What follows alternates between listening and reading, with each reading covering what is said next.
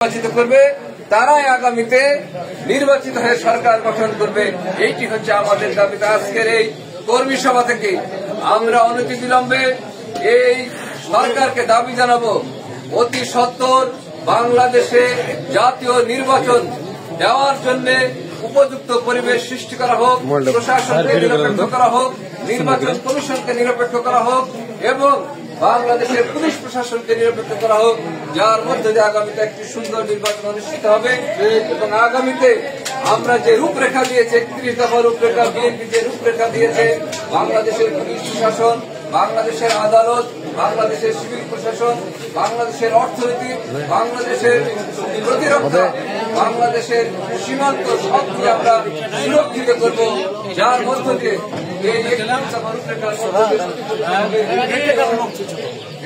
সেই কারণে আপনাদের সকলের কাছে আজকে আমরা বড়জোর অনুরোধ করব, আপনারা বিএনপি নেতৃত্বে যারা রয়েছেন, আপনারা আগামীতে একটি হরিপুর ইউনিয়নের সুন্দর সাবলীল একটি শক্তিশালী কমিটি উপহার দেবেন, সেই আশাবাদ ব্যক্ত করছি।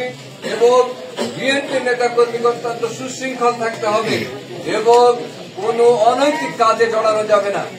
আমি আবারও বলছি, পার্টির চেয়ারম্যান প্রতিদিনও কিন্তু বলতে আছেন, আমাদের কোন নেতা কর্মী যাতে কোনো অনৈতিক কাজে না জড়ায়, কোন দখলবাজি, কোন চাঁদাবাজি, কোন সন্ত্রাস, কোন বালির ঘাট দখল বা খাস মহল দখল এইটি যেন না করে।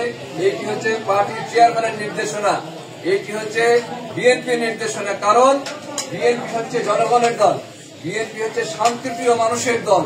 সেই কারণে আমাদের আবারও লক্ষ্য রাখতে হবে, আমাদের পরিবেশকে নষ্ট করে, আমাদের সমাজকে নষ্ট করে এমন কোন কাজ করা যাবে না।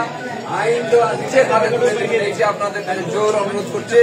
পরিশেষে আপনাদের সকলের সুস্বাস্থ্য ও দীর্ঘায়ু কামনা করে আমি আমার বক্তব্য শেষ করছি।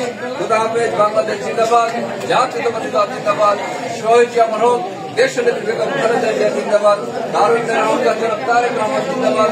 ধন্যবাদ সকলকে। আসসালামু আলাইকুম।